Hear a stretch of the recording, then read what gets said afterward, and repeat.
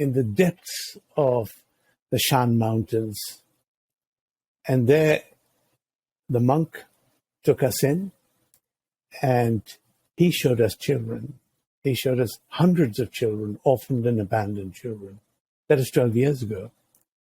And when I met them, I realized that there was something not from our world, not from the Western world. They were from a different dimension.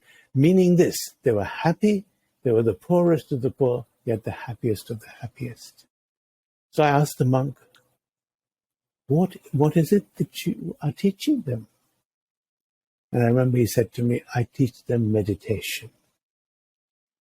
I teach them meditation from year one, from the very time they're beginning to sit up. And this is what meditation does. It calms the human being. And the sooner you start your meditation practice, the more you will flourish from it. Because to teach an old dog like me new tricks is difficult. But to teach a youngster just blossoming meditation is amazing. Hey, biohackers. Welcome back to Biohack with Bailey. Today, we are talking to Feroze Dada. He is a leading meditation facilitator based in London, UK. He guides people through meditations in the King's Chamber of the Pyramid of Giza, and he is also an author of a few very, very exceptional books on meditation. So, for some context, I met Feroze a few years ago in London. I went to a guided meditation at a foundation on Portobello Road in Notting Hill. It's called the Freeman Foundation and run by Charlie Freeman. And I was invited there by a friend of a friend to just participate in a meditation circle. I thought I was going to find a couple of hippies sitting in a room meditating together, and then I walked into a very elegant environment and very sophisticated meditation led by Feroze, which was highly impactful and left me feeling very relaxed and aligned and tuned in and keen to continue meditations with Feroze. So I remember when we met, you had just gotten back from Egypt and you were facilitating a meditation, I believe in the King's Chamber of the Pyramid of Giza. Could you, what were you up to there? What kind of meditation was that? So let us connect the meditation that you and I experienced at Charlie Freeman's event, and the importance or significance of that particular type of meditation is a Sufi Mystic Meditation, which is a meditation of the heart, where you generate with your breath energy from your heart. You can call it your soul, you can call it the divine spark.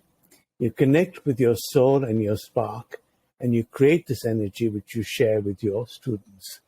And if the student is open, you can feel it. And in a sense, I felt that with certain people at that meditation, Charlie Freeman for one, and you, Bailey, for another. And I believe that you felt the energy as well, because you're open to it. So what I went to Egypt for was to meditate, this Sufi meditation, with my spiritual master, my teacher, in the depths of the Great Pyramid of Giza, called the King's Chambers. And it was really a meditation of many souls, not just the people who were present there, because my teacher, my spiritual master, is a man of great, significant energy. So this is really what I was sharing with you, is the Sufi meditation of the heart. Amazing. That sounds also just hugely relevant, because the heart where we give and receive love, which is, I think, one of the most important things about being alive. So how did you get into learning about these things, like the Sufi meditation and your journey? Yes. I'll tell you a story, which is in my book, A Disciple. I always had this yearning, a seeking of something other. And I know, Betty, you two are on that journey. It's just looking for something you can't actually pinpoint. A voice is telling inside you, look, seek. And I think I was looking for something ever since I can remember.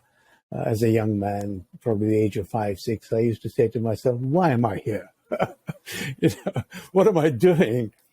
I had to wait 50 years to meet my spiritual master. One day, as you know, I'm an international tax consultant, and in my office walks a businessman, and a very charming man, very elegant person, and a successful businessman. We start having a business relationship. And every time I sat with him, spoke to him, I felt something. I felt a vibration. I felt an uplifting, a sense of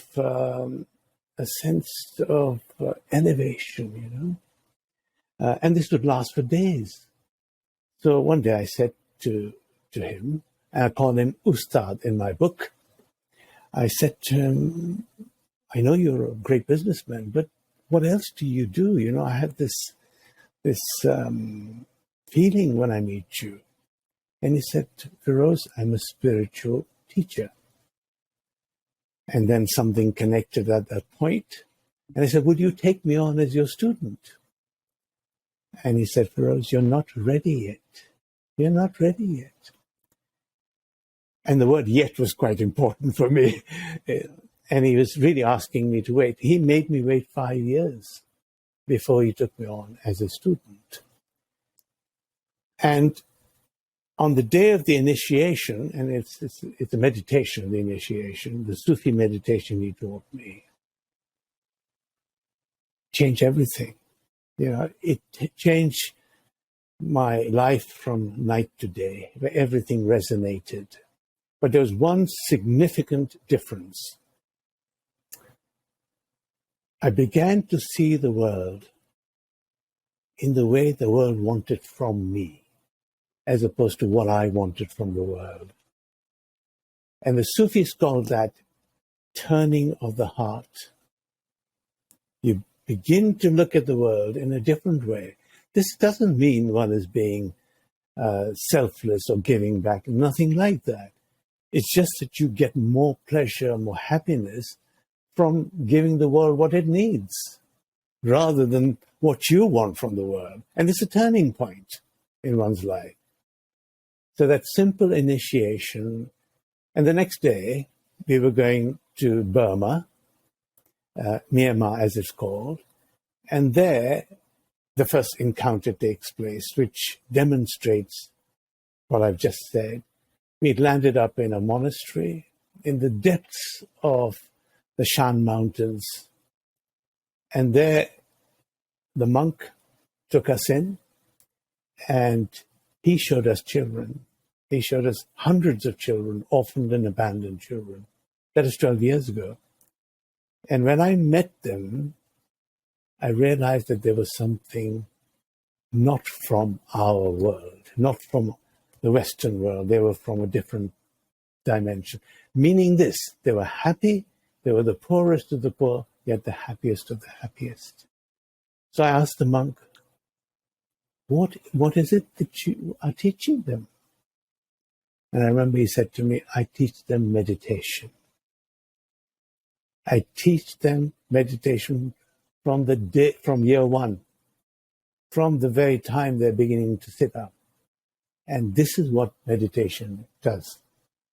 It calms the human being. And the sooner you start your meditation practice, the more you will flourish from it. Because to teach an old dog like me new tricks is difficult. But to teach a youngster just blossoming meditation is amazing. And he was the one who taught me Buddhist meditation over the last 12 to 13 years, which is Anapana meditation and Vipassana meditation. Wow, that's profound. I've heard of, there's somewhere in the UK where they're teaching children in school how to see with their third eye by being blindfolded while they're doing school activities. But I find it so amazing to teach kids from when they're just first sitting up about meditation. I know my dad was teaching us about meditation when we were little, but I did find it a little bit frustrating to just sit there and be still and try not to think about things. But when I went to Thailand, I meditated with some monks, and they were saying, rather than trying not to think about things, you just observe it, observe the mind, and the thoughts that come in, and just kind of acknowledge maybe the origins of them or that kind of thing, and then let it go and breathe them through. So to me, that became a little bit easier for me to sit and do, because I at least wasn't feeling that kind of resistance as much. But what do you think for, like, I guess you do retreats and stuff like that as well. What do you think for people who are wanting to get into meditation but have a hard time just sitting still and focusing for that long? Very, very good question, really. It's probably the single most important question in starting meditation. I say to people, you need to prepare. First of all, you need to prepare for meditation. And the preparation I'm talking about is allowing the feeling of letting go. You see, all of us carry resentments, difficulties, memories which are painful, and these actually pull you down. You need to be free of those resentments. What did Buddha say? Buddha said, carrying resentments is like taking poison yourself and expecting the other person to die. It doesn't happen like that. So the first step in meditation is doing meditation, which is letting go meditation. Basically, you're saying to yourself, I acknowledge this problem. I can see it. Now I'm going to let it go. With my breath, as I breathe out, I will let it go. I will free myself from this resentment because it's not my problem. It's the other person's problem. I even ask people to imagine they're holding a beautiful white dove in their hands. And as they breathe out, they let go of the dove, giving the dove freedom and giving yourself freedom from those resentments. So the beginning point is letting go. The second point is just being aware, making sure that you're sitting in a place, not fiddling around with your computer or your mobile phone, just sitting quietly, being aware of your breath. That's it. Listening, being aware of the breath coming in and out at the tip of your nostrils. Just let's try it together, daily. Connect with me, my friend. Just relax your shoulders. Just breathe. Yeah, I can see it now. Breathe in and breathe out. Just feel the sensation of the breath at the tip of your nostrils, okay? In and out. Remember your mind. Your mind's job is to make thoughts. You can't stop it from making thoughts. But when a thought arises in your mind, let it flow away like the clouds in the sky. Treat it as though a cloud is coming and is going. Then gently bring your center of your focus back to your breath, back to breathing in and out, just being aware of your breath.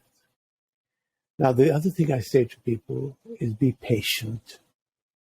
Most people expect to be doing meditation for a few days and picture themselves as though they are sitting on the top of a mountain like a guru.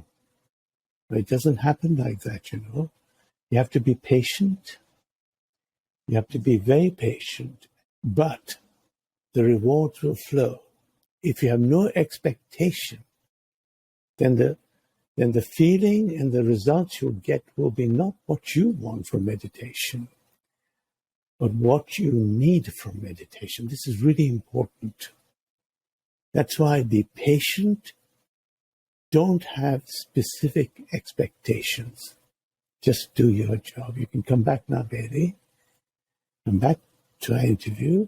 So, you see, the reason people don't keep up the practice is because it's easy. Because it's easy, they get bored. That's why you have to be patient. The basic, and breath is the most important thing in your life. I say in my book, the secret of birth, the secret of life, and the secret of death is breath. But we forget to breathe, We we live, we breathe, but we're never aware of your breathing. So all I'm saying to an individual, don't think it's any fancy footwork to begin with. Just be aware of your breath. If you are aware of your breath, not just when you're sitting in meditation, but also as you carry on your day, just be aware of your breath. You'll see you won't react too much. The problem with us is we are reacting all the time. We're thinking of the past, we're thinking of the future. Mind is reacting all the time. But if you regulate your breath, that's all. You will be positive, you'll be mindful, and you'll be in the moment. And the benefits are immense. But patience, little bit of work, 15 minutes in the morning, 15 minutes at night, not much time. So there you are, Betty. I love that. Lesson number one.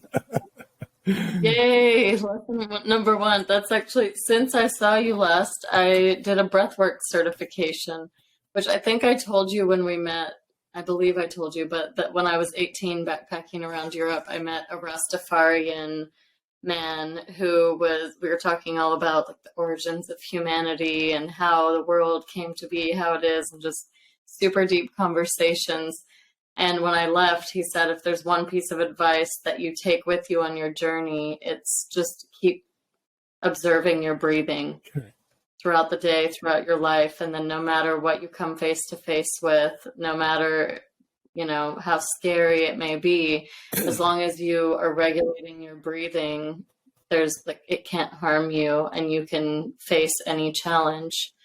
And that really stuck with me. I told my mom about it after that happened, and she's kept reminding me of that over the years.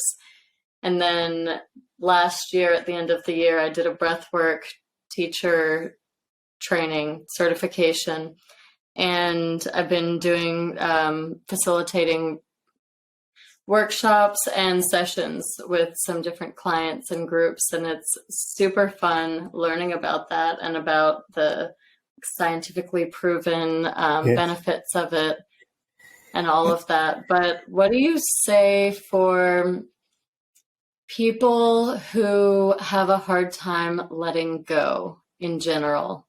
I've noticed that in plant medicine ceremonies where I've had a hard time letting go, and I've felt like the energy or tension or something rising, and I know that I just need to let go and surrender to the flow of the experience. But it's like there's a tension, or it's difficult. And I've heard my mom say the same thing, and even more so than my dad and brother. So I have like a question of, is it generally more difficult for women to let go? Or what do you think about, what's your advice on letting go? Well, I don't want to make a distinction between men and women, but my observation is women are much more, understand unconditional love much more, because they're very sensitive, because of their motherly instinct, their connection with their own children. And consequently, because they are so sensitive, they are vulnerable, and can be hurt easily. Men are a bit more macho and, get on with life. Now, I'm making a generalization, but perhaps this is what you're talking about. Look, one of the most difficult things in life, and what I will do is tell you a story, because, saying words in the Sufi way of teaching is not easy. What we need to do is to remind ourselves to let go. First of all, so I'll tell you a quick story, if you like, a Buddhist story of letting go. Okay, so can you imagine that you are in a beautiful lake in Burma, okay, and there are streams, water, the mountains everywhere, animals, beautiful place. Just imagine in your mind. And there are two monks walking from one temple to another, from one monastery to another. One is a teacher and one is a student. And they have to go from one place to another. They come across a river. Now, the river is not very deep. It's probably chest high. So they decide they can walk through the river to get to the other side. Now, as they're preparing, they hear somebody shouting, saying, "Help, help, please, can you help me cross the river?" And there's this beautiful lady, extremely well dressed, probably going to a wedding or something, and asks the monk, "Please, can you help me?" So the teacher monk, without hesitation, says, "Climb on my shoulders and I'll take you across." So the three of them safely cross the river. The teacher monk takes the lady off and puts her by the river bank, and the two of them start walking, the monk and the student. Now, student is thinking, he's saying, we are monks. We took vows not to touch a woman. And here is my master putting a woman on her shoulders. But he doesn't have the courage to question his master. So 1 hour goes by, 2 hours go by, 3 hours go by, but he simply can't contain himself. So he turns around to his master and said, please, we took vows not to touch a woman, and here, you took her across the river on your shoulders. And the teacher looks at the student and says, "Son, I left her behind at the riverbank. You're still carrying your thoughts in your head. You're still carrying this lady in your head. Let go." This is what letting go is. The student, didn't let go. He was carrying this problem. Well, the big monk, understood the concept of letting go. He set her aside and he was free. So you see, if you can remember that story, it will help you every time a thought arises in your mind, because we are preconditioned, you see. Now, there is another way. So this is a reminder. The story, I hope, will remind everybody who's listening. But there is a particular way of getting through this problem, but it requires another step in our breathing practice. And that step is Vipassana meditation, which really I know you are aware of. Vipassana meditation is effectively moving your breath from your nostrils, where you've focused on, and then moving it throughout your body. As you breathe in, you bring your breath throughout your body, right from the top of your head to the tip of your toes. And then as you breathe in, you bring your breath awareness the other way around, from your toes to your head. In other words, you're scanning your body up and down, up and down. But you can do it once you control your breath through normal breathing, right? What are we doing here? Mm-hmm. We are asked at this point to simply observe the sensation. So, remember, let's assume we're breathing in and we're moving our breath through our body. Now, I can feel some stiffness, some not such good sensation in my shoulders, good sensations here, neutral sensations here, and a bit of other sensation. The point is to observe all sensations with equanimity, with detachment, complete detachment. As you begin to master this practice, something happens to us. When a stimulant outside arises, for example, you make me angry, okay, whatever. What happens to me? My body feels the anger, doesn't it? It feels sensations. It feels a tightness of breath. It makes me sweat. And then my mind reacts and says, "Oh, why did you do this?" Or whatever. And all this is done in haste. All this is a reaction of past baggage that you're holding in your mind. Okay? This letting go point. So when you do Vipassana meditation, you teach yourself, because of observing those sensations, not to react to them. In other words, sensations are sensations. Usually when you get a sensation, the mind recognizes that sensation and reacts. If the body is detached from those sensations, very important, then you will not react. You will observe the situation in a mindful way. This is mindfulness, because you're in the moment only. You're not reacting all the time. You're acting on the moment, not prejudiced by past events. So everything becomes clear and everything has its perspective. So you then listen to the person, you listen to their point of view calmly.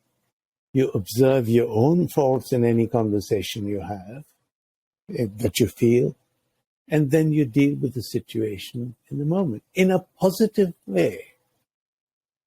This is where the change in a human being comes through, is not to react, to live in the moment, to live in mindfulness, with your eyes open and aware of everything. For example, young people, some older people too, have difficulties in eating habits. Why do they eat mindlessly? Because they're not thinking, they're not aware of what they're eating. For example, I'll give you an example. I have a glass here. I'm looking at the glass. It's got concoction of ginger and lemon. I can smell it. It looks nice color. I'm going to taste it. I can feel all the sensations of ginger, lime. In other words, if you eat with mindfulness, you'll eat less, you'll enjoy more, and you'll appreciate what you're eating, because everything resonates.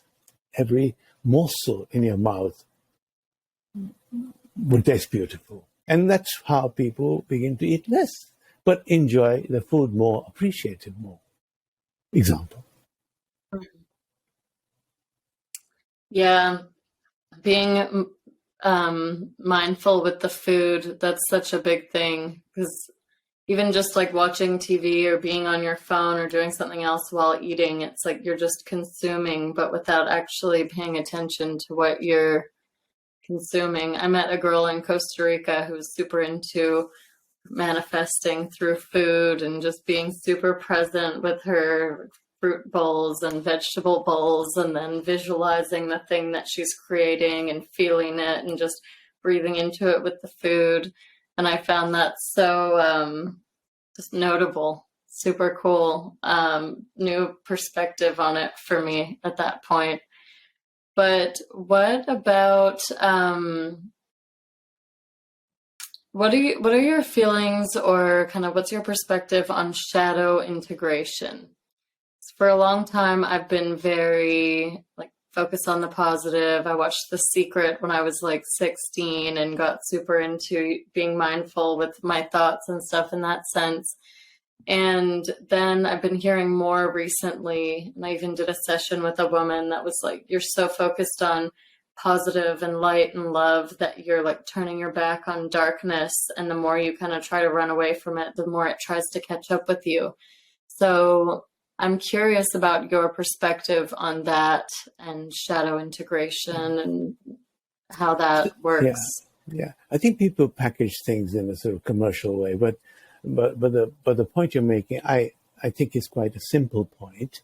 Sorry if you don't mind my saying it that way. You see,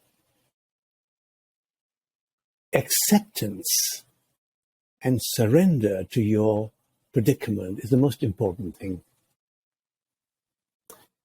Meaning, the way human beings can see things is very short-sighted. Yes. So when we look at something, we can only see so much. We cannot see into the future. Which is to say that I think Rumi, the great philosopher, he said it, when your world is upside down, how do you know that the side down is not going to be better than the side up? See, events only unfold through time. There is no good or bad, actually. What you perceive to be good today, here and now, may turn out to be a disaster. Example, a lottery winner. A lottery winner perceives and is perceived by everybody to be so fortunate. But more often than not, we see that these people cannot deal with big money and they destroy themselves and others in the process. Equally, something which is disastrous, a difficulty in your way, can be the most enlightening thing that can ever happen to you. I was just listening to a program on radio where a homeless young lady who was beaten up and lost her eyesight. Now, this is when she was 17. Now she is 30 or 40. She's written a book saying that blindness opened her eyesight. And how lucky was she to be blinded, because through blindness she discovered the most amazing world for herself. She became a UN ambassador. She became language teacher, 5 languages, a great, well-known person, and her life was enriched. A bit like Andrea Bocelli's blindness. So what I am making it simple, forget the shadows and the sub-shadows. The simple thing is to accept events as they are presented to you. Because with acceptance comes action, and with action comes outcome, right? So it's not good or bad, because good or bad is only something human beings perceive in front of them. What is good or bad unfolds through time and unfolds through your own action. Sometimes the worst encounters, the most difficult circumstances are your turning point. What did Rumi say? Rumi, the great mystic, he said, the light only enters your heart when it's broken. The light won't enter your heart if it's intact and you're having a great time all the time. So shadows, no shadows, doesn't matter. What's important is to accept whatever is presented to you in your life and move forward. Act upon it.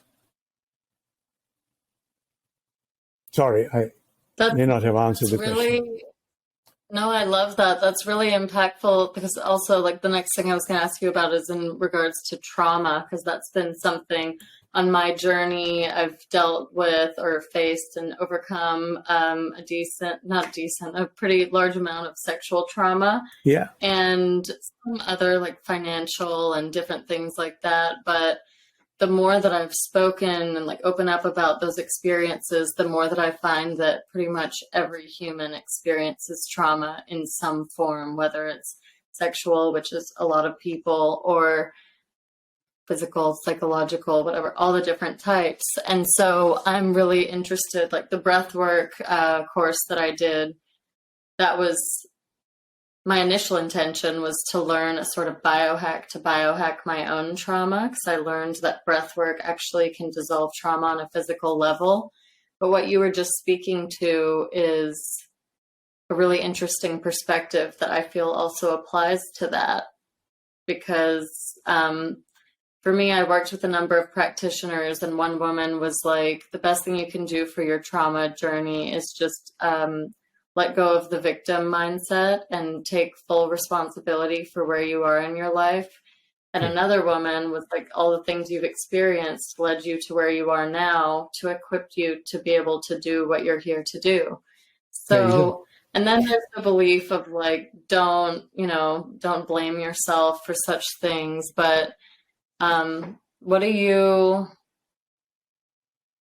feel is, I mean, kind of what you just said speaks to that in a way, because it's like we all experience trauma, but as long as you just face it head on, whatever is coming at you, and then move through it and move from there, kind of speaks to trauma. But is there anything else that you would want to say in regards? The other way to look at this, of course, I think you summarize it well, but you have to experience what you are talking about.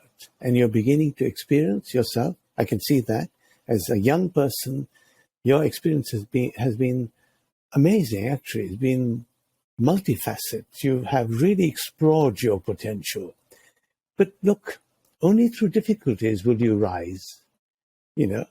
Only through difficulties will you progress your spiritual side. And this, I mean, you can look at it from a physical perspective of us being on the earth plane, or you can even look at it from a spiritual perspective through the process of reincarnation and karma. We are, see, in my book, I use the word, actually, I'm still going to just flash this book, but I use the word infinite happiness. I say a disciple, the spiritual path to infinite happiness. Now, people will say, well, what is this infinite happiness? And I would put it this way, that our journey on this earth plane is to challenge ourselves, to learn as a human being, maybe correct the mistakes of our previous incarnations, and move and better ourselves. But the journey of the soul is infinite. It's not like our physical journey, which is just, a blink of an eyelid, literally.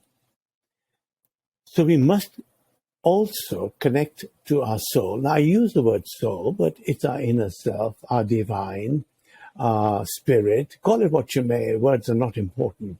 Let me use the word inner self.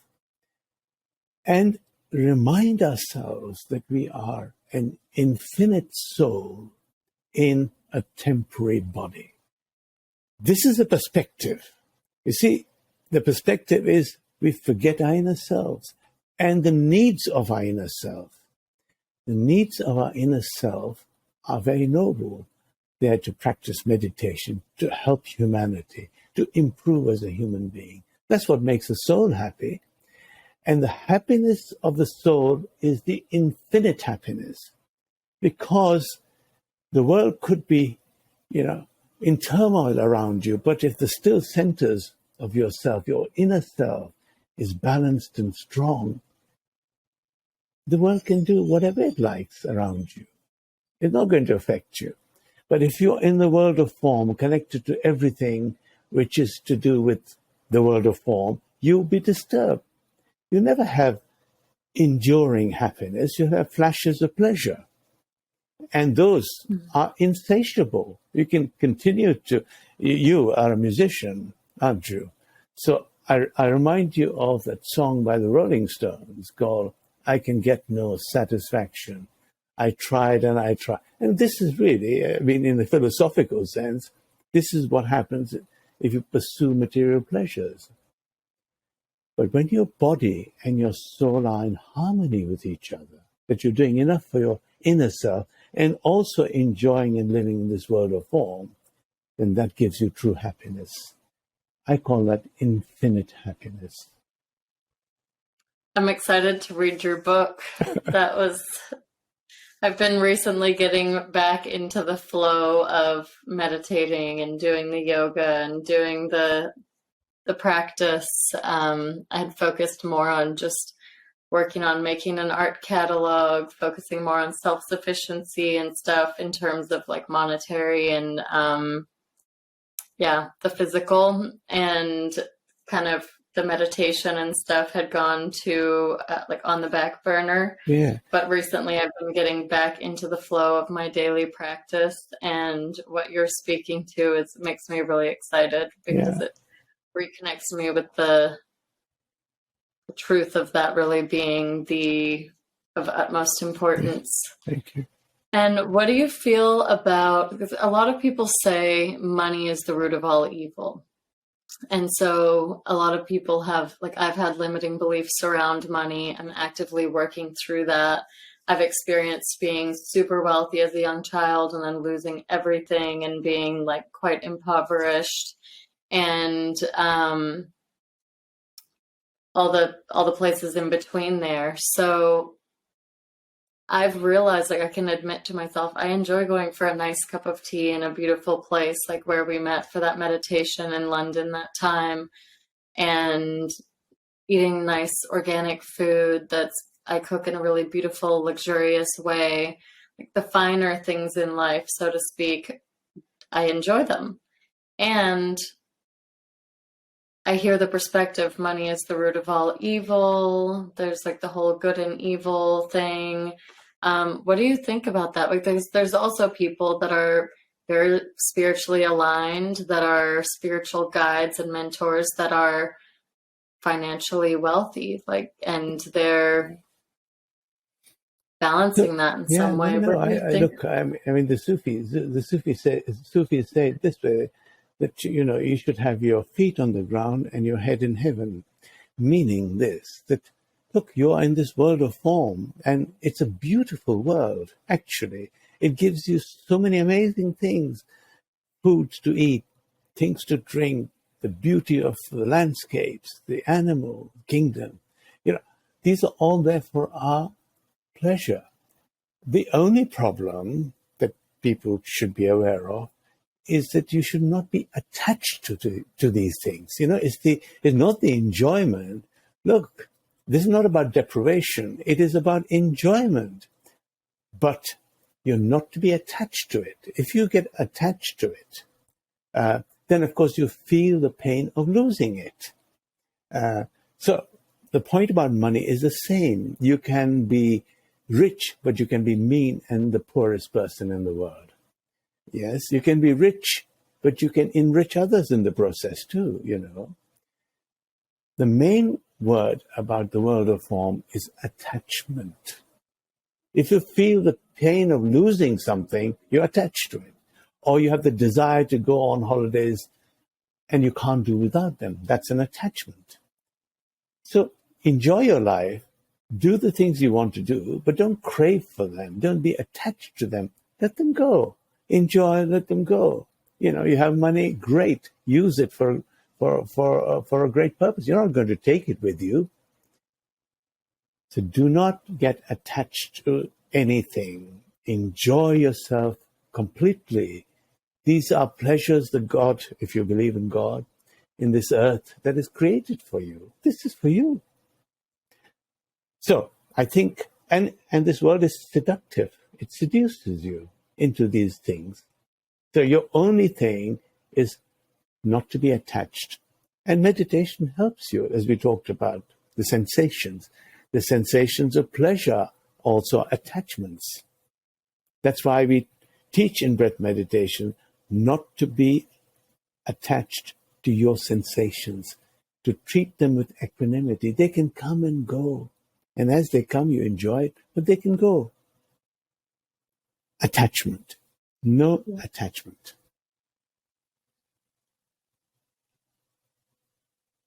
I really like that, and that makes sense. And I wonder, how do you, I don't know if you're married or not, but I wonder in terms of like if somebody wants to get married or like have a divine union and build a life with someone, how to balance the act of building a life with someone with non-attachment. Very, very good question, Bailey. This is a question for young people who I think have a different mindset. Not like, I've been married for 38 years. But young people are going through another time. So There's an amazing poem, I wish I could remember exactly the words, by Khalil Gibran. And I do sort of conduct marriages, so I often read that poem to them. And in essence, it says that the temple is stronger because the pillars are apart, yet they are together. And the cypress tree does not grow in the shadow of an oak tree.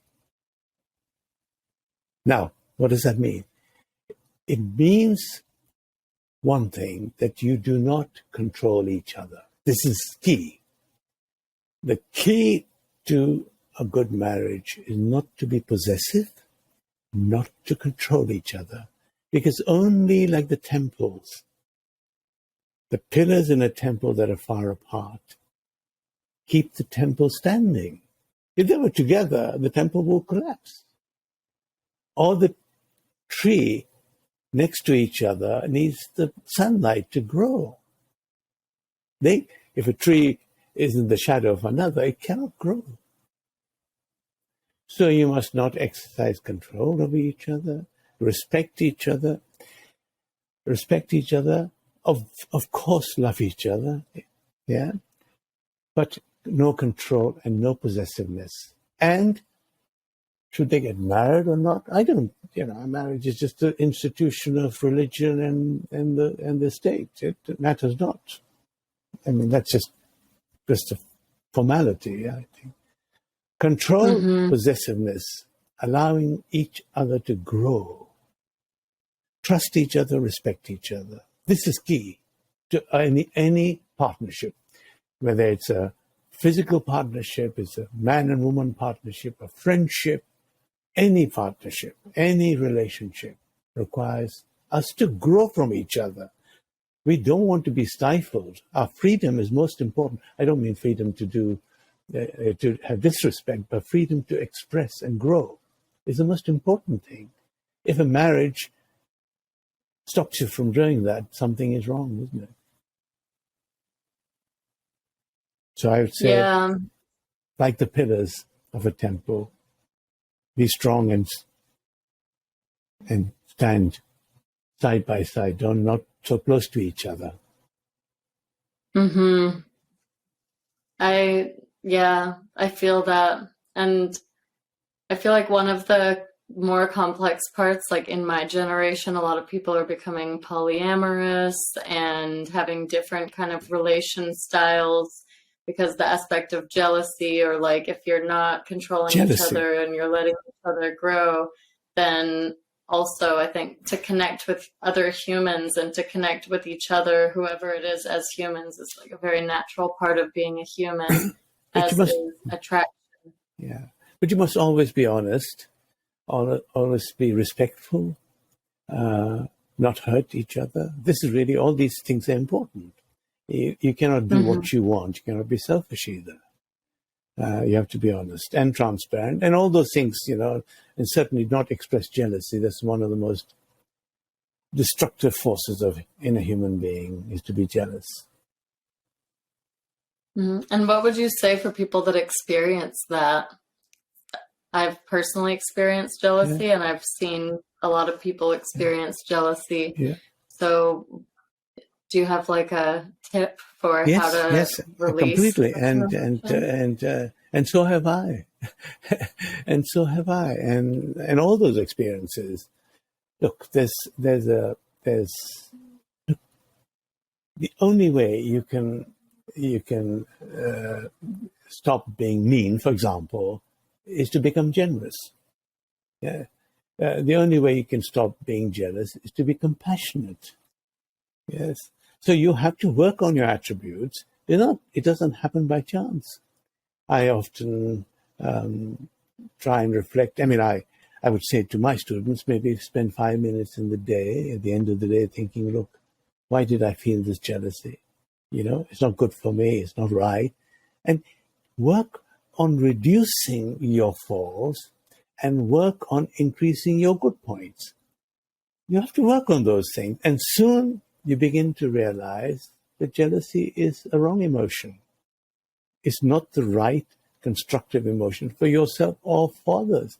And you do change. Now, it sounds a bit monotonous, but the meditation helps you with those things, because they put things in perspective. You can focus and see more than the eye can see. You live intuitively, particularly with the heart meditation. With the heart meditation, which Sufis call it zikr, meaning reminding your soul that you are an infinite soul in a human body. Important to realize that everything in the human form is temporary. Everything is changing. Nothing is permanent except change. Realizing that, accepting the changes that take place. So you see, meditation, going back to our starting point, it makes you a better human being. It makes you a more sensitive human being, a more compassionate human being, which makes you enjoy your own life and be useful for others in this process. Yeah. What about, I'm loving this conversation. It reminds me of when we met in London and did that meditation, and I left with my senses actually all so heightened. Like I was so aware of everything around me directly after that meditation for the next few days, really, just such a profound sense of peace and calm. So I definitely want to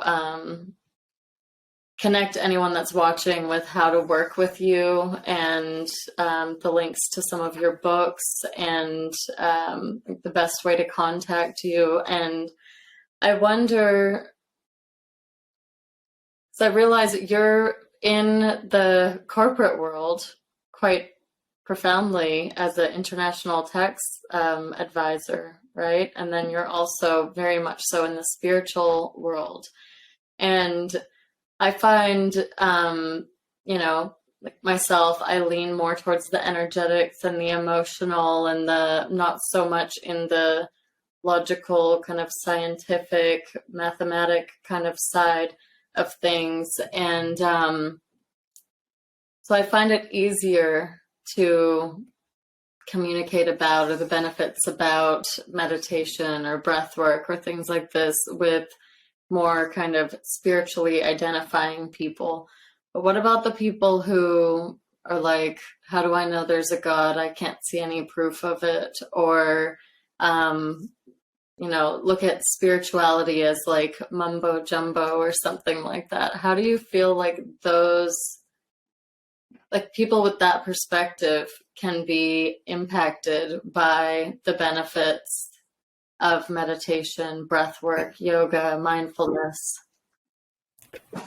I think that the biggest problem people encounter is words, semantics. That's the problem, because when I say God, somebody who's, if you like, doesn't believe in God will think, I can't relate to this conversation. He's talking about something I don't relate to. So important thing is not to get fixed with words. Really, because you can call it universal energy, you can call it chi, you can call it what you like. It doesn't matter. Yeah. So the first thing is to get over this semantics, this word issue, and just believe that there is a divine force. There's an energy force in which we live, because everything on this earth is vibration and energy anyway. There's nothing new. Einstein said it. Einstein said everything is a vibration. So he's not telling anything new. And spirituality is a vibration. It simply is energy source. And the important thing to realize is that this source of universal energy, I call it, because you can call it God, you can call it anything you like, it doesn't matter. This universal energy is available to all of us. But you have to seek it. You have to be in that frame of mind, in silence. That's a prerequisite. Silence is a prerequisite. And the second aspect is your ego. You see? You have to set aside your ego, because the ego comes in the way all the time. Meaning, you have to set aside yourself, be quite open to receiving the energy. No, it's an open secret. And when you sit in meditation without preconditions, without expectation, you will connect with the source of energy. The point I guess I'm making is simple. Words are never going to explain this phenomena. Only your personal experience will allow you to relate to these words I'm speaking. So try it and see. One last question, and then we'll wrap this up. I'm curious about, I've heard from different practitioners and from different research and readings and stuff that sex is the most, like, that ancient civilizations and stuff like that saw sex as the most direct portal to the divine. But then we also see a lot of damaging stuff related with sex, and you see monks like vowing to not touch a woman and stuff like that. So I'm curious about that. Your questions are getting better and better. You see, we just talked about vibrations and energy, correct? Mm-hmm. Yeah, you agree with me that that is what it is? Yeah. Yes. Every act which is passionate, which involves sacrifice, involves intensity, and that includes sex, creates energy. You see, it is all the life force in which we live. Sex, in the right way, in the proper way, creates the most amazing energy. And this energy is in our universe. Like the energy of prayer, the energy of meditation, the energy of, and there's good energy and bad energy. So you're creating energy in a world which exists on energy and vibration. No, I would say there's nothing wrong in it. It just should not, it should be done in the right way, as we discussed, with consent, with mutual love and compassion, because the more love and compassion exists in that union, the more beautiful energy is created, isn't it? Mm. So, no, there's nothing wrong. Every good energy, prayers, meditation, good love-making, good sex, in the right way, the union between two people who love each other is the right energy. Nothing wrong. All good. So, like, the intention and how you conduct yourself, Yes, basically, correct. within that Absolutely. space. Because we add to the universal energy source, which we then all benefit from. This is what it is. But if anybody wants to buy the book, which is donated to the Sylvan Healing Sanctuary, by the way, the children, and Amazing. Which is Sylvan Healing, and this other book, which is, as you remember, this is about the Children of the Revolution, which is a book about my journey to Burma and Buddhism, and that's donated to the children you see on this book. So really, it's in a sense a win-win. If you don't like the book, if you like the book, amazing. If you don't like the book anyway, the money goes to charity, so that's wonderful. It's a win-win. And all you got to do is type my name on Amazon or on Google, and you'll be able to buy a book from anywhere, really. So I say, Amazing. buy. Actually, there's some amazing things. Even I learn more as I read it again. So there you go. Thank you. Yay. So for anybody listening, definitely go click. I'll put the link in the show notes for this episode so people can click on the best link to find those two books. And do you yet have an audiobook for either of them? Yes, there's audiobook on Google Play. So you can do that. Is it you narrating it? I'm afraid not, Okay. but You have somebody much better. such a nice, peaceful, calming voice I that's know. very unique sounding. So I feel like that would be fun. But maybe no, but for the it's next good. one. But it's good. It's good, and it's on Kindle, and it's on. So there are no barriers. Just honestly, go to Amazon, and type Feroze Dada, and it should come up. Both these books.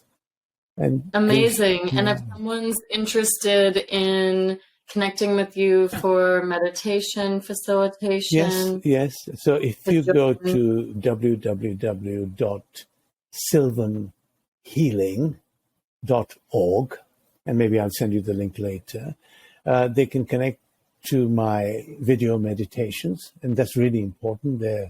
There's a course of 3 meditation: Anapana meditation, Vipassana, and Sufi breath meditation.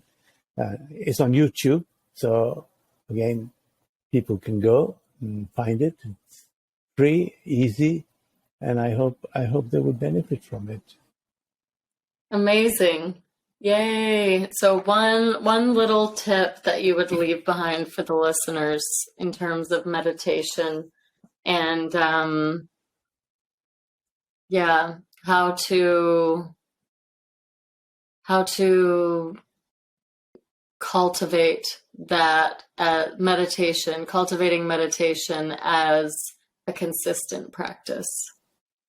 And so I go back to where we started. Meditation starting point is simply listening to your breath. No effort. If you can find a quiet place, just find it every morning, perhaps for 5 minutes, doesn't matter. And soon you will realize the benefits of meditation and you want to do it. This is the turning point. And suddenly something happens and you say, I haven't done my meditation. I want to sit down. I feel so good, because the fruits of the tree take a bit of time, don't they? You've got to plant the seed, but when the tree is ready and ripe, wow, it delivers fruits, doesn't it? So think about it that way. Sit, be patient, put the seeds in the ground and watch the tree grow and enjoy the fruit. I love that. On that note, Thank you. Thank you so much, Feroze, for being here. Bailey, thank you. It's always a pleasure to connect with you and have conversations and meditations. Thank you. And for everyone listening, I highly suggest connecting with Feroze, getting his book, doing the meditations. It will have a profound impact on your life, as it has on mine. So I wish you every thank peace. you so much. Thank you. All right, biohackers, that was an awesome episode. Thank you so much for being here and present and active on this adventure. I would love to connect further with you. If you go to biohackwithbailey.com, you can sign up for the newsletter and we can connect more deeply through that avenue. Also, if you like what you've been hearing in this episode, please do take a moment to leave a review on Spotify, Apple Podcasts, Google Podcasts. Also, subscribe to the channel, share with your friends and family if you feel so compelled to. You are invited. This is your official invitation to do so. And I'm really looking forward to seeing you on the next episode. Love you lots. And remember to breathe and enjoy the magical moments of life. See you later. Peace out, A-Town. Do, do, do, do. Yeah.